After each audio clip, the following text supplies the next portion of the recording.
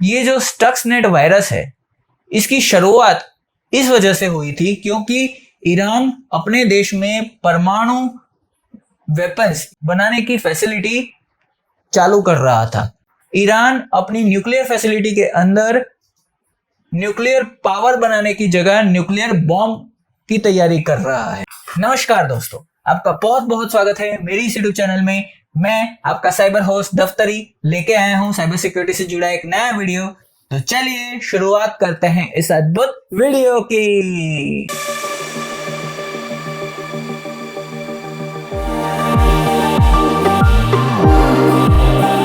हमें जो सारे सवाल भेजे गए हैं वो सारे सवाल हमें विभिन्न माध्यमों से मिले हैं। तो चलिए अब हम चलते हैं सवाल की ओर, जो कि हमें पूछा गया है मिस्टर CJX के द्वारा। Dear sir, can you please explain the case study of Stuxnet. हमें सवाल के अंदर पूछा गया है, कृपया करके आप हमें बता सकते हैं कि ये स्टक्सनेट की केस स्टडी क्या है। तो चलिए दोस्तों अब हम चलते हैं सवाल की ओर कि ये स्टक्सनेट क्या है।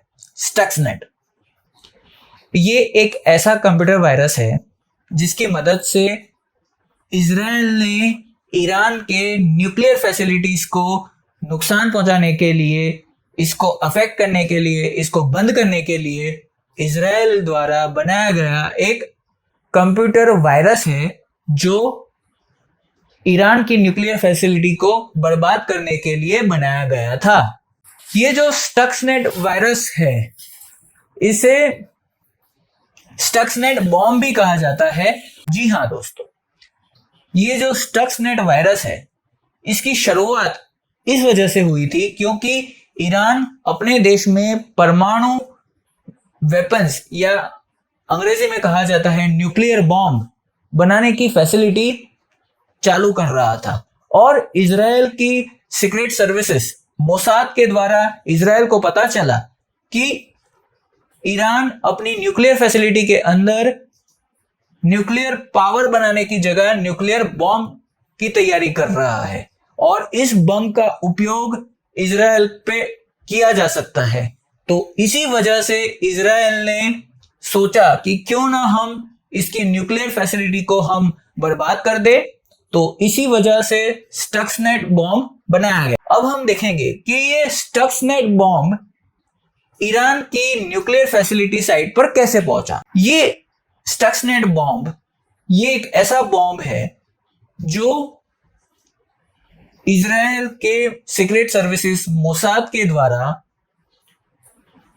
एक पार्किंग लॉट के अंदर जो ईरान के न्यूक्लियर साइंटिस्ट थे उनकी गाड़ी के पास प्लांट किया गया, ताकि अगर उन्हें दिखाई दे तो वो उसे पकड़ सके। उसने पेन ड्राइव उठाई और सामान्य नागरिक की तरह उन्होंने सोचा कि चलो पेन ड्राइव मिली है तो देखते हैं कि इसके अंदर क्या है।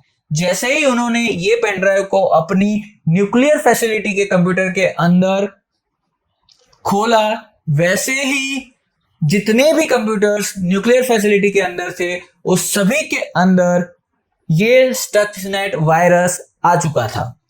ये एक ऐसा वायरस था जो जितने भी कंप्यूटर्स थे जो न्यूक्लियर फैसिलिटी के अंदर न्यूक्लियर पावर को कंट्रोल कर रहे थे उस सभी को इस स्टक्सनेट वायरस ने बंद कर दिया और जितने भी उसके रिलेटेड बहुत हाईली सेंसिटिव इंफॉर्मेशन थी वो सारी इंफॉर्मेशन इस बॉम्ब द्वारा इजराइल को मिली। इससे इजराइल को पता चला कि ये जो स्टक्सनेट वायरस है इसके कारण जो ईरान अपनी न्यूक्लियर पावर प्रोजेक्ट के तौर पर दिखा रहा था दुनिया को कि ये न्यूक्लियर पावर बना रहा है, पर स्टक्सनेट के कारण पूरी दुनिया को पता चला कि ये न्यूक्लियर बॉम्ब बनाने जा रहे थे, जिससे ये शायद इजराइल के ऊपर भी इस बम का इस्तेमाल करेंगे। और स्टक्सनेट मालूम चला तकरीबन 2010 के आसपास। ये इजराइल द्वारा बनाया गया एक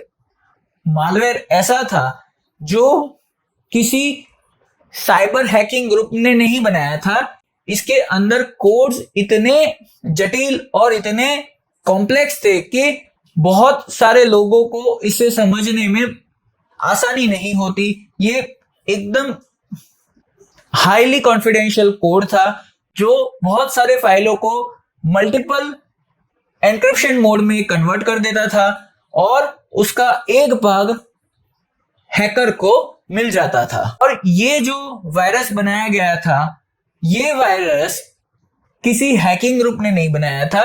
ये ऐसा मालूम पड़ता है कि ये वायरस एक स्टेट स्पॉन्सर्ड साइबर वॉरफेयर की शुरुआत माना जाता है। जब ये स्टेट स्पॉन्सर्ड साइबर वॉरफेयर के बारे में पता चला तो ये पहला विश्व का ऐसा साइबर वॉरफेयर का किया गया एक एग्जाम्पल है। जी हाँ दोस्तों, साइबर वॉरफेयर मतलब क्या?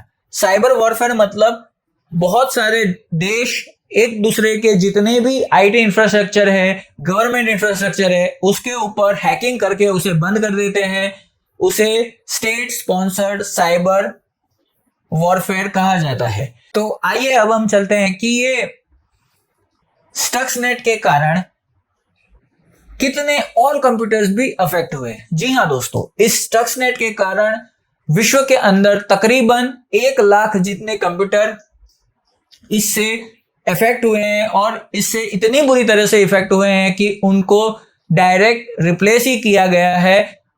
उसको रिपेयर किया ही नहीं जा सकता क्योंकि ये हार्डवेयर के अंदर घुस के उसके सिस्टम को इतना खतरनाक तरीके से उसे एनक्रिप्ट कर देता है कि बहुत सारे लोग और बहुत सारे एक्सपर्ट्स द्वारा कहा गया कि इससे अच्छा तो हम एक नया सिस्टम ही ले लें। अभी के जो वायरस आते हैं वो इससे भी ज्यादा खतरनाक हैं।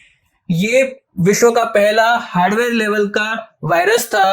अभी के जो हार्डवेयर लेवल के वायरस आ रहे हैं वो motherboard, CPU, RAM, power supply उस तक को भी अफेक्ट कर सकते हैं। ये जितने भी देश थे उन सबको पता चला कि एक साइबर वॉरफेयर हुआ है, तो उन्होंने अपने देश के जितने भी आईटी इंफ्रास्ट्रक्चर है, जितने भी गवर्नमेंट के इंफ्रास्ट्रक्चर है, उसे सिक्योर करने के लिए लोग हायर करने शुरू किए। चलिए दोस्तों, अब हम चलते हैं इसके कंक्लूजन की तरफ कि ये स्टक्सनेट से वायरस से क्या हुआ। ये स्टक्सनेट वायरस से पूरे विश्व भर को पता चला कि कोई भी देश अपने देश को बचाने के लिए किसी भी हद तक जाकर सामने वाले के सिस्टम को हैक करके उसका डेटा चोरी भी कर सकते हैं और अपने देश की सुरक्षा के लिए वो कोई भी कदम उठा सकते हैं।